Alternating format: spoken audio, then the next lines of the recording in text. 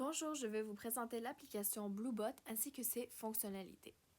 Donc, quand on démarre, l'application va nous demander de connecter notre Bluebot, mais puisque je ne l'ai pas avec moi, on va dépasser cette étape.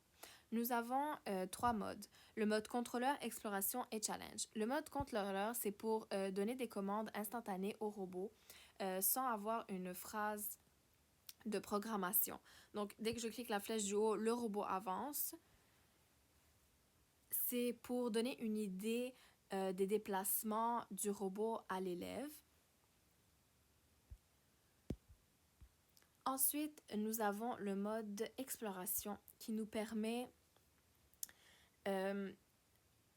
d'explorer un peu les fonctionnalités du robot. Nous avons étape par étape, programme basique, répété et tourné de 45 degrés. Étape par étape, ça permet à l'élève de se repérer un peu dans le plan. Donc, quand l'élève va former sa phrase de programmation, le Bluebot va bouger en même temps.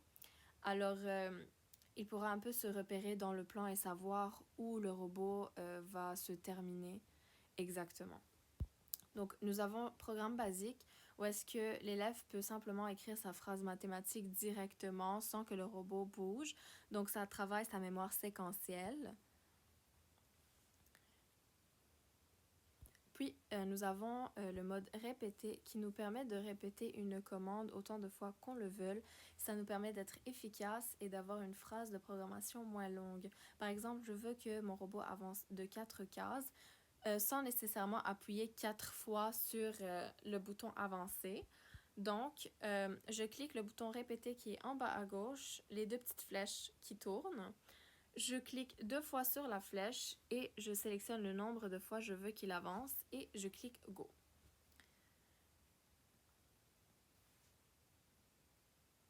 Ensuite, nous avons le mode tourner de 45 degrés que je trouve génial parce qu'il n'est pas disponible sur le dos du robot. Ça permet au robot de tourner simplement de 45 degrés. Ensuite, nous avons le mode challenge qui permet de relever des défis avec l'élève. Nous avons 4 types de défis. Aller du point A au point B, les obstacles, le défi où est-ce qu'il y a une restriction de boutons et des consignes aléatoires.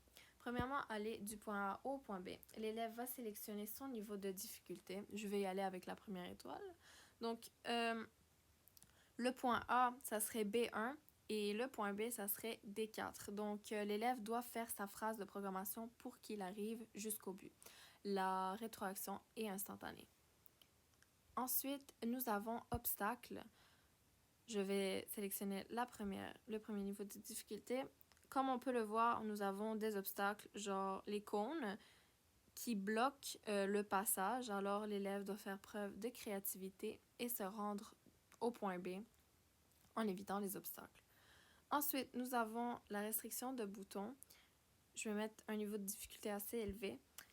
Ça permet à l'élève d'user de sa créativité pour se rendre au point B sans utiliser le bouton avancer et tourner à gauche.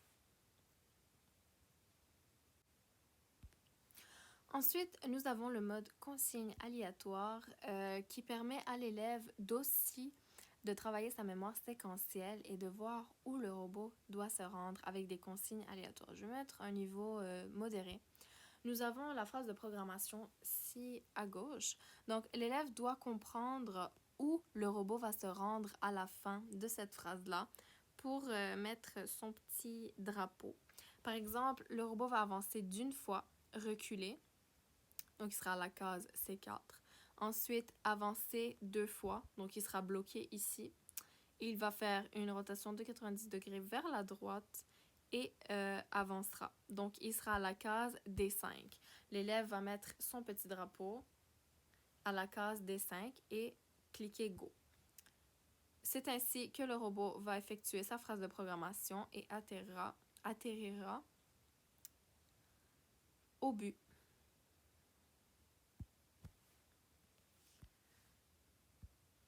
Voilà pour les 3 modes.